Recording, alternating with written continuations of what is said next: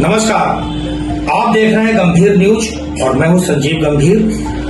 Health awareness यानी स्वास्थ्य के प्रति जागरूकता अभियान या कार्यक्रम के तहत आज हम पहुंचे हैं बरेली शहर वरिष्ठ बाल रोग विशेषज्ञ डॉक्टर गिरीश अग्रवाल साहब के केबिन में और उनसे बात करते हैं कुछ खास बच्चों की बीमारियों को लेकर जो जाड़े के इस मौसम परिवर्तित होते हुए ज़्यादा देखने को मिल रही। बच्चे बहुत बीमार हैं। डॉक्टर गिरीश सर, हमारे दर्शक आपको देख रहे हैं, जानना चाहेंगे नौनिहालों को इन दोनों क्या प्रिकॉशन रखे हैं? देखिए, इस समय जो बदलता मौसम है, सबसे ज़्यादा परेशानी इस समय बच्चों को निमोनिया की हो रही है।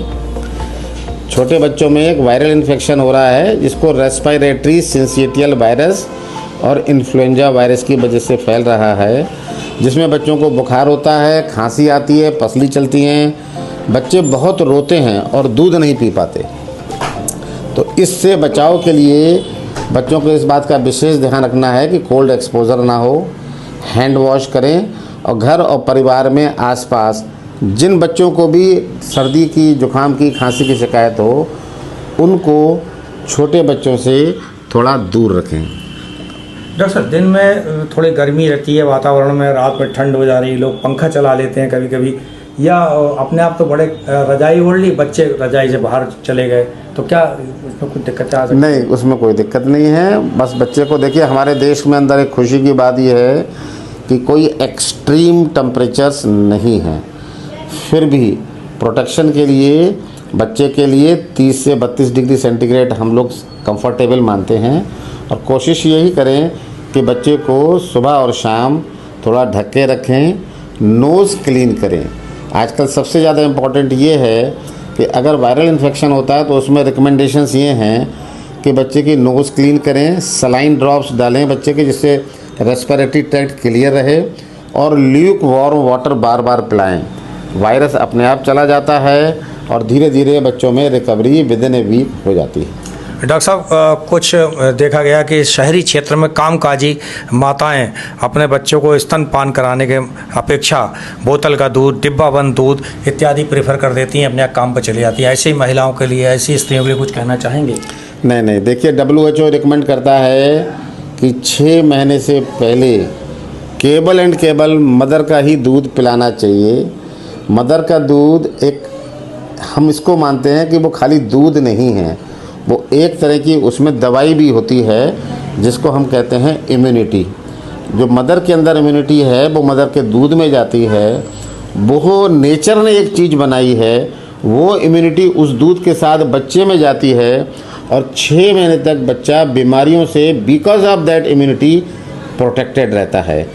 6 महीने के बाद भी बच्चे की वीनिंग शुरू करते हैं, खाना खाना शुरू करते हैं और बच्चे का ब्रेस्ट मिल्क फिर भी कंटिन्यू करते हैं, उससे कोई नुकसान नहीं है।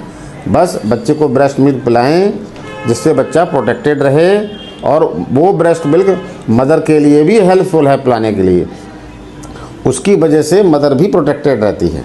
डॉक्टर साहब, ये टीकाकरण ग्रामीण क्षेत्रों में अज्ञानता भी है, लेकिन स्वास्थ्य विभाग अब टीकाकरण पर भी जोर दे रहा है, लेकिन कभी कभी नौनिहालों को लोग टीकाकरण करना भूल जाते हैं। टीकाकरण का क्या महत्व है नौनिहालों के जीवन में? मैं समझता हूँ टीकाकरण तो एक वरदान है बच्चों के लिए।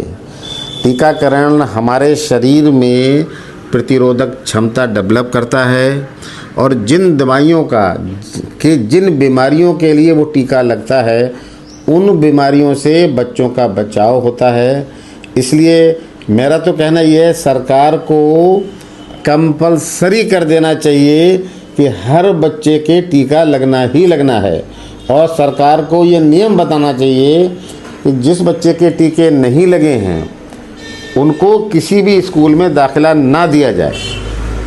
टीके लगने से बच्चे प्रोटेक्टेड रहते हैं, और बड़ी खुशी की बात है, ऐसी बहुत सारी बीमारियां हैं जो टीकाकरण की वजह से समाज से ख़त्म हो गई। आज देखिए, पहले हमने देखते थे पोलियो हो गया, टिटनेस हो गया, डिप्थीरिया हो गया, लेकिन टीकाकरण की वजह से ये बीमारियां धीरे धीरे विलुप्त होती जाती हैं। और हर एक को ये समझाना चाहिए, पढ़ाना चाहिए, टीकाकरण बच्चे के लिए एक वरदान है।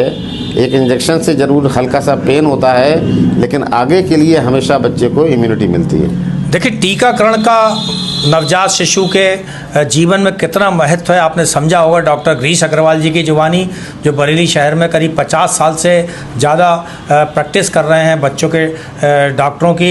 आपके बेटे डॉक्टर एकांश अग्रवाल भी इसी रामपुर बाग में गिरीश अस्पताल के अंदर बैठते हैं। आपके पुत्र वधू डॉक्टर मेघा टंडन जी डर्मेटोलॉजिस्ट हैं, स्किन की त्वचा रोगों की बहुत योग्य डॉक्टर है। उनका भी इंटरव्यू हम समय आने पर सुनवाएंगे, उनसे भी मिलवाएंगे।